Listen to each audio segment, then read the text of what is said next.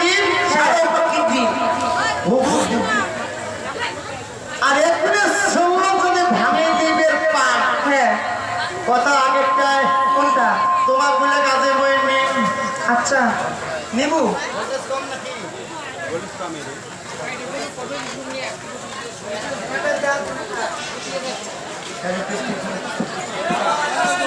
hello hello